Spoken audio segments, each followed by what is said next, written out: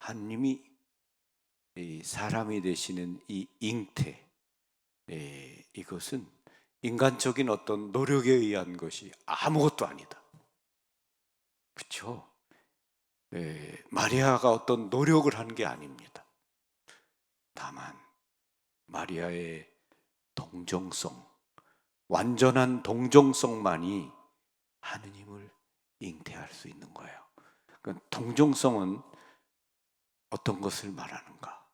그것은 하나님 앞에 완전한 가난, 하느님만을 전적으로 수용하고 의지하는 믿음,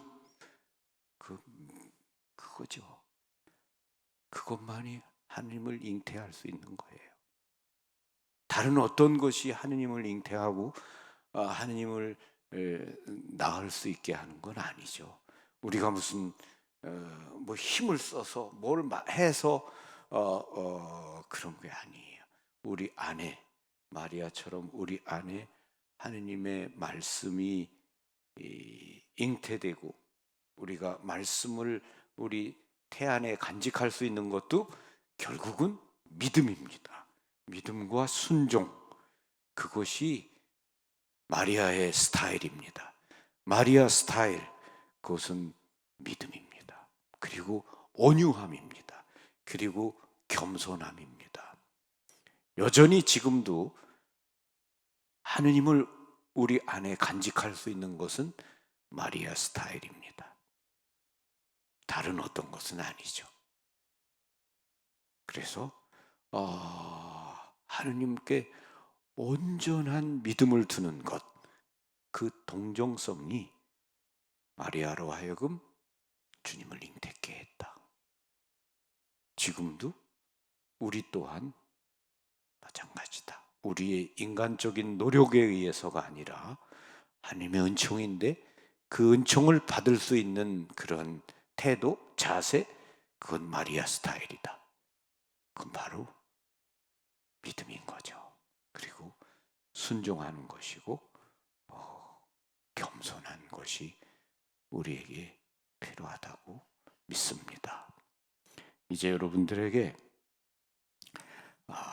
안드레아 슈바르츠라는 분이 쓰신 책이에요.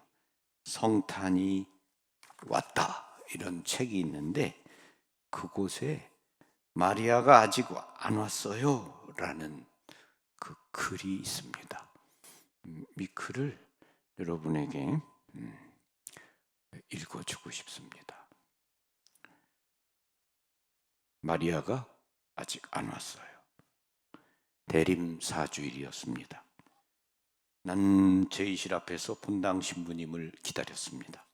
그 시간에 신부님은 인근 성 미카엘 성당에서 미사를 집전하고 있었습니다. 주변 사람들은 모두 분주히 움직이고 있었습니다. 성당 부설 유치원에서는 미사와 함께 성탄극과 율동 프로그램이 진행될 예정이었습니다. 그래서 많은 아이가 부모와 함께 와 있었습니다. 복사 셋이 새로 임명되었고 전래봉사자와 파이프 오르간 연주자는 신부님과 마지막으로 상의할 것이 있다고 했습니다. 이제 미사 시작 5분 전입니다. 이 미사는 여느 미사들과는 좀 다릅니다. 그런데 신부님은 지금 다른 본당에서 미사를 집전하고 있습니다. 그때 갑자기 유치원 교사인 타냐의 다급한 목소리가 들렸습니다. 아직 시작할 수 없어요. 마리아가 아직 안 왔어요. 올해 성탄극에서 마리아 역을 맡은 어린 스벤야를 두고 한 말이었습니다. 신부님도 아직 오지 않으셨다고 말하며 나는 타냐의 마음을 진정시켜 주었습니다. 결론은 모든 게 잘 풀렸습니다. 마침내 마리아가 왔고 분장도 재빨리 마쳤습니다. 신부님도 자동차 소리와 함께 제의자락 펄럭이며 2분 늦게 도착했습니다. 신부님이 제의를 그대로 입고 온 덕분에 시간을 줄여 다행이었습니다. 아직 시작할 수 없어요.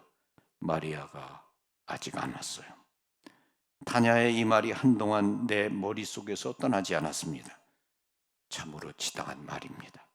마리아 없이 시작할 수 없습니다. 그 말은 성탄극에는 물론 우리와 함께 하시는 예수님 역사에도 적용됩니다. 마리아 없이는 아무것도 시작될 수 없었을 것입니다. 마리아 역을 맡은 그 아이가 오지 않으면 성탄극을 시작할 수 없는 것처럼 말입니다. 가브리엘 천사가 놀라운 소식을 전해주러 왔을 때 마리아는 집에 없을 수도 있었습니다. 물건을 사러 나갔거나 친구 집에 놀러 갔거나 어떤 모임에 갈 수도 있었습니다. 마리아가 거기 있었기에 모든 것이 시작되었습니다. 마리아가 거기 있어야만 시작될 수 있었습니다. 그리고 내가 거기 있어야만 시작될 수 있습니다. 거기에 있는 것, 이것이 전제 조건입니다. 거기에 있어야 성탄이 이루어질 수 있고 하늘과 땅이 만날 수 있습니다. 그리고 하느님이 하늘과 지상의 경계를 넘어서시고 우리를 위해 그 경계를 터놓아 주실 수 있습니다. 또 내 안에서 성탄이 이루어지고 하느님이 내 안에서 세상에 오실 것입니다. 거기에 있는 것, 거기에 있는 것, 쉽고 간단하게 들립니다. 하지만 그렇지 않다는 것을 얼마나 자주 깨닫는지요. 차를 몰고 고속도로 위로 나가기 전 나는 라디오 교통 정보를 듣습니다. 그러다가 딴 생각을 하는 찰나 차선을 놓치고 맙니다. 다른 예를 들어보겠습니다. 나는 CD를 틀어놓고 소파 위에 편안히 기댑니다. 그리고 흘러나오는 음악을 감상하다가 갑자기 끕니다. 끝내려고 했던 주방 일이 불쑥 떠올라 발걸음은 이미 주방을 향하고 있습니다. 거기에 있는 것, 우리는 과연 그렇게 할 수 있을까요? 우리는 지금 이 순간을 살 수 있나요? 모든 감각을 집중하여 살 수 있나요? 내가 해야 할 일 때문에 꼬리를 물고 일어나는 갖가지 생각으로 마음을 모으기 어렵지 않나요? 나는 삶의 이 순간과 대면할 수 있나요? 지금 눈앞에 있는 것, 지금 중요한 것과 마주할 수 있나요? 정말 중요한 것과 마주할 수 있나요? 우리의 주의나 생각을 딴 데로 돌리고자 하는 것은 많습니다. 차고 넘칠 정도지요. 아침 식사 때 빵에 발라먹는 마가린은 먹는 즐거움을 줍니다.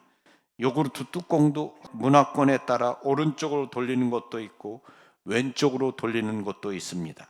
새로운 유형의 다이어트, 다가온 휴가, 새로 뽑은 차, 생일 파티 계획도 우리의 관심을 끕니다. 아, 또 있네요. 지난 여행 때 찍은 사진도 정리해야죠. 거기에 있는 것은 쉬운 것처럼 들립니다. 하지만 이루 말할 수 없을 만큼 어렵습니다. 내가 거기에 있지 않으면 아무것도 새롭게 시작할 수 없습니다. 내 안에서도 내 주변에서도. 거기에 있는 것은 다른 관점에서 보더라도 그리 간단하지 않습니다. 내가 거기에 있는 것이 받아들여진 근사하고 좋은 시간이 있습니다. 반면에 어둠의 시간, 죽음의 시간도 있습니다. 내가 좋게 여길 수 없는 시간들, 내가 결코 바라지 않는 시간들, 오히려 멀리 달아나고 싶은 시간들이 있습니다. 거기에 있는 것, 이는 결코 그렇게 되지 않습니다.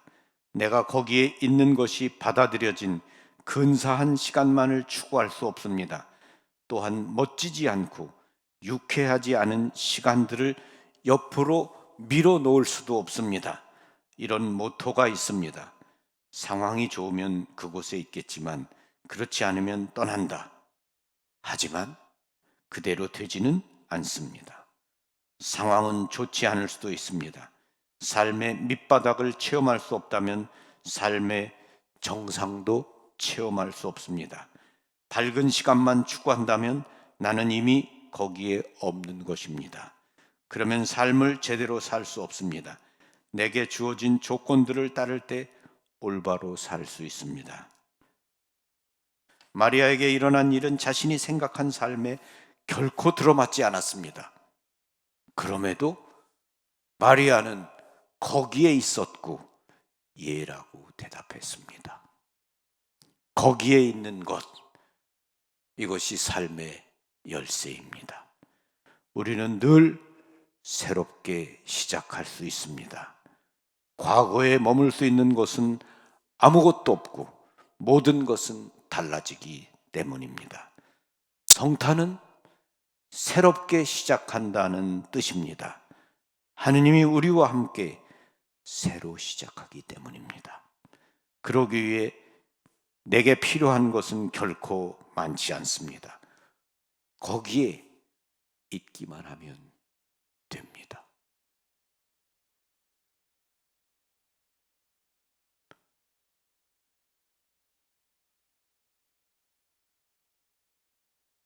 아멘.